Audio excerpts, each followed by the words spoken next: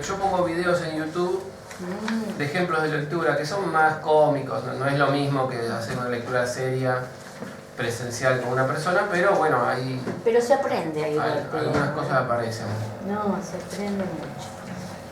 Te quería preguntar, lo del trabajo interior de escuela, que es recomendable, se recomienda para que uno protegerse. A mi gusto, cualquier escuela espiritual que uno haga tiene que ser tradicional, y no antitradicional ni contratradicional. Tradicional es lo que tiene un maestro, que a la vez tiene un maestro, que a la vez tiene un maestro, que tiene un maestro, que tiene un maestro, hasta llegar a un profeta que fue el que inició eso. ¿Qué tal? Por ejemplo, la cábala es así, el sufismo es así.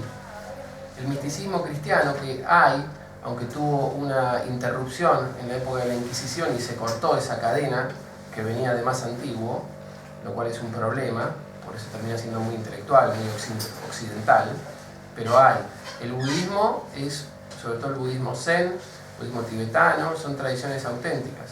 El Hamsa Kepsej, que es una tradición que adoptó al sufismo, pero es milenaria y es de las montañas del Cáucaso, donde tomó un montón de información Gurdjieff.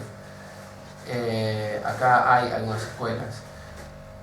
Después, ¿cualquiera puede ir o hay que tener...? y sí, y son gratis, porque son tradiciones, no son cursos. No es religioso. ¿O sí? Depende de qué creas vos que es religión. Religioso en un sentido cristiano del término no es ninguna de estas escuelas porque todas son esotéricas. Religioso en el sentido de religar, religión quiere decir religar, al hombre de vuelta con su esencia, todas necesariamente son así. Y para eso se necesitan de prácticas, ¿sí? Y de disciplina, son todas escuelas de disciplina. Disciplina no quiere decir que vas a estar encerrada en un monasterio como una monja. Disciplina es, por ejemplo, a cierta hora hacer cierta oración, hacer ciertos ayunos, hacer ciertas cuestiones, que todas las tradiciones lo tienen. Acá los occidentales queremos eludir las cuestiones que hay que poner el cuerpo y quedarnos solamente con la parte que hay que poner solo la cabeza. Pero el cuerpo se sabe que es fundamental. Por ejemplo, ¿qué dije? El sufismo, el budismo, el taoísmo. Pero bueno, dentro de las tradiciones hay dos corrientes, unas que son tántricas y otras que son vedánticas. Las tántricas son las tradiciones que que se ejercen permaneciendo en el mundo. Por ejemplo, el cristianismo esotérico, el islam esotérico, que es el sufismo, o la cábala, son tántricas en el sentido que uno se casa, tiene hijos, disfruta del mundo, hay cosas del mundo que se disfrutan y ahí se produce el aprendizaje, ¿sí? En ese vínculo con el mundo. El mundo como faz visible del creador, la creación. Y las vedánticas nos gustan mucho porque tienen una filosofía muy profunda, pero suelen ser mucho más difíciles para los occidentales, que son las que piden apartarse del mundo, hacer retiros, ¿sí?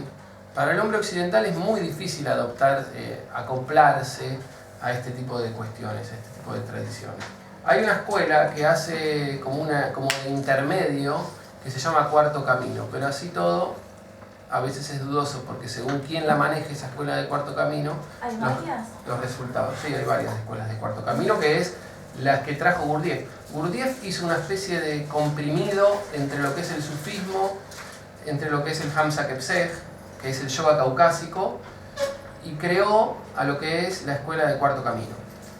Hay varias escuelas de Cuarto Camino, la mayoría para mí no están muy buenas, porque una de las cosas que dijo Gurdjieff es que toda escuela de Cuarto Camino tiene que aparecer y tiene que desaparecer en algún momento. Tiene que tener una meta y cuando termine esa meta tiene que desaparecer. Y estas son escuelas que están recontra instituidas, que cobran y tienen años y no piensan desaparecer y están los directores viendo a ver quién la tiene más larga. Así que bueno, siempre el humano, ¿viste? El ser humano no puede evitar caer en esas cosas. Por eso yo siempre digo que lo mejor siempre son las tradiciones. Y dentro de las tradiciones hay tres tipos de cuestiones que hay que saber. Están las tradiciones, las contratradiciones y las antitradiciones. Las tradiciones son lo que dijimos antes. La antitradición es llevar un modo de vida en el cual uno no adopta ningún tipo de tradición. Por ejemplo, la New Age. La New Age es hacer como una especie de ensalada de fruta entre budismo, taoísmo y yo qué sé, tomar un poquito de cada una, pero a la vez decir, ¿para qué tener un maestro? ¿Para qué seguir un profeta? ¿Para qué seguir una religión? ¿Para qué seguir una tradición? No, eso no me comprometo con nada, pero leo un poco, tomo un poquito de cada cosa. las tradiciones tienen un profundo impacto en el ser humano. La antitradición generalmente no sirve para absolutamente nada, ni bueno ni malo. Uno ve gente que se pega en la heladera frases de Hoyo y esas cosas, y en su vida sigue haciendo la misma macana de todos los días. Así que no le sirve para nada, ¿verdad? O sea, es como una especie de, para decirlo groseramente, de masturbación mental. y perdónenme que sea tan enfático, pero conozco en profundidad cada una de las cosas. Salvo que la antitradición sirva como dar un paso hacia algo más profundo, no genera efectos ni malos ni buenos. A veces ayuda un poco a abrir un poquito la mente. Y en las otras sí decís hacen. En la tradición sí, porque se hacen trabajos intelectuales, trabajos de imaginación y trabajos con el cuerpo. Se expone a estos tres niveles que el ser humano necesita para que se produzca una verdadera transformación, que es lo intelectual, lo emocional y lo físico, ¿sí? Si no aparecen esas tres cosas, no hay cambios. ¿Y la contratradición? La contratradición son los movimientos que intentan conscientemente derribar a las tradiciones, ¿sí? Por ejemplo, los teosóficos que querían derribar a todas las tradiciones para quedarse ellos, que lo pusieron a Krishnamurti y que Krishnamurti los mandó al demonio después, ¿no? Los teosóficos. Ah, están mal. Son contratradicionales, sí, dicen que todas las tradiciones no sirven más, que ahora la tradición son ellos. Por ejemplo, lo que se conoce como el movimiento imperialista es un movimiento contratradicional que intenta imponer el consumismo, ¿sí? De hecho, es sabido dentro de ciertos círculos que el ISIS es creado por Arabia Saudita y por Estados Unidos para atacar a Siria. Porque si no, ¿cómo se explica que estos muchachos que son unos infradotados y son unos psicóticos tengan tantas armas? ¿Y de dónde sacaron las armas? Más de USA dicen las armas del ISIS, ¿eh? Son movimientos contra, porque el Islam no le conviene, los bancos están en contra, el Islam dice que no se puede vivir de los intereses y todas esas cosas, hay que sacarlos. Sí, esos son movimientos contratradicionalistas. El movimiento contratradicionalista es el que instaura a nivel de movimientos de servicios de inteligencia al antitradicionalismo, de a poquito. Cosa que quede solamente el consumismo y el individualismo como ahí arriba de todo.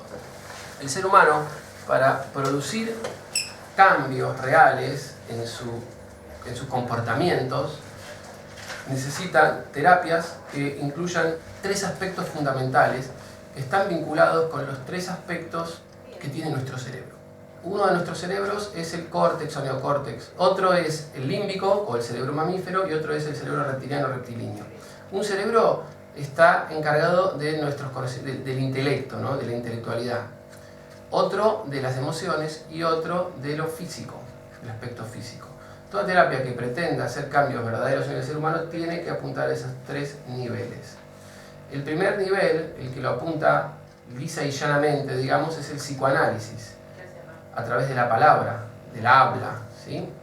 Pero evidentemente con hablar y con entender todo nos cuesta mucho cambiar, salvo que se produzca otra cosa que está relacionada con la emoción. Un contacto emocional muy fuerte que se produce en esa palabra, pero esa palabra produce algo que produce ese impacto, ¿sí? Vale la redundancia de producir, que es una imagen. El lenguaje del cerebro del neocórtex es las palabras. El segundo aspecto es las emociones. El lenguaje de nuestro cerebro límbico, de las emociones, son las imágenes. Por eso, mucha gente cansada de ir al psicoanalista y entender intelectualmente todo lo que le pasa, acude a un psicólogo sistémico, conductivo, conductual, como diciendo, entendí todo, pero ahora ¿cómo hago? ¿Sí? Y entonces, por ejemplo, el sistémico, por ejemplo, la hipnoterapia, empieza a trabajar con imágenes, ¿sí? Y el trabajo con imágenes produce cambios mucho más veloces.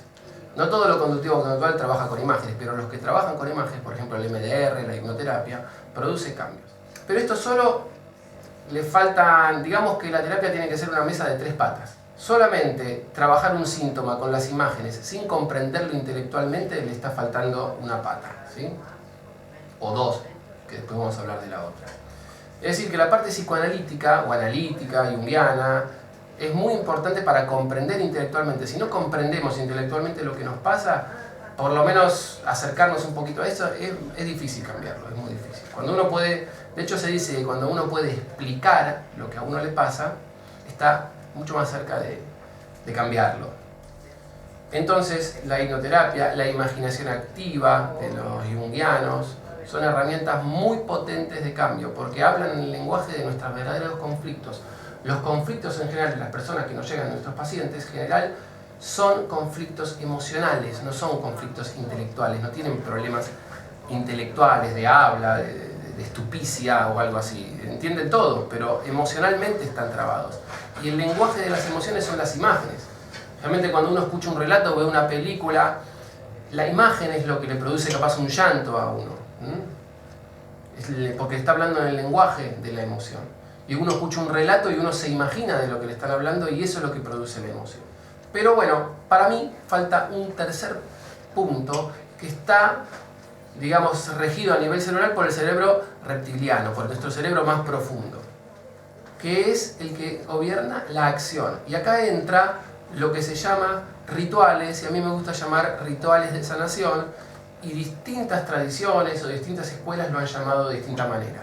Tareitas que se dan, que da un terapeuta, que da un chamán, que da un maestro de alguna disciplina, para que haga la persona en la casa. Evidentemente no alcanza con poner la cabeza, no alcanza con darse cuenta emocionalmente, con producir un golpe emocional, sino que nosotros, acostumbrados a actuar de ciertas maneras, es como que seguimos un surco y a pesar que lo entendimos, y a pesar de que lo sentimos, capaz no podemos dejar de hacer las cosas como las hacemos. Entonces se requiere una tarea, algo que hay que hacer con el cuerpo para cambiar un hábito, cambiar el mal hábito. Pero el proceso es ese. Si uno quiere cambiar un mal hábito, por ejemplo, dejar de fumar, sin entender la etimología de ese edípica, ¿no?, de conflicto con mamá o con papá, que hace que la angustia oral sea algo muy presente, solamente cambiar el síntoma, a veces después se cambia el objeto y bueno, deja de fumar y se pone a chupar, no sé, o algo así. O deja de fumar por un tiempo con una hipnosis que hace, pero después vuelve a fumar. Porque no cambió algo más profundo de su infancia, que es lo que está pujando en ese sentido, ¿sí? A estos rituales que yo llamo rituales de sanación, Jodorowsky los llamó actos de psicomagia. Actos de psicomagia, y que los explicó como una especie de sueño invertido, lo que está muy bueno. Es decir, que es hacer cosas que trabajen como una especie de lenguaje onírico para nuestro inconsciente. Para explicar qué es un sueño invertido, vamos a explicar qué es un sueño. Por ejemplo, uno sueña que va y le da un abrazo a su madre, ¿sí?, y le dice un montón de cosas. Evidentemente ese sueño está hablando de que algo hay que hacer con mamá, que algo hay que hacer con mamá, un contacto se requiere con mamá. Cuando uno, a través de una lectura de cartas o una interpretación de un sueño o lo que sea, ve que esto es necesario, uno puede dar esa tarea a la persona para que la haga en su vida, y con ese lenguaje onírico envía el mensaje hacia el inconsciente.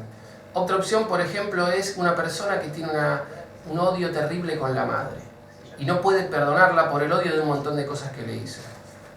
Entonces, por ejemplo, un almohadón, poner la foto de la madre, llenarlo de alguna sustancia roja y con un cuchillo clavarlo 16 veces, ¿sí?, y después ir con eso y regalarle unos chocolates a la mamá y decirle te perdono.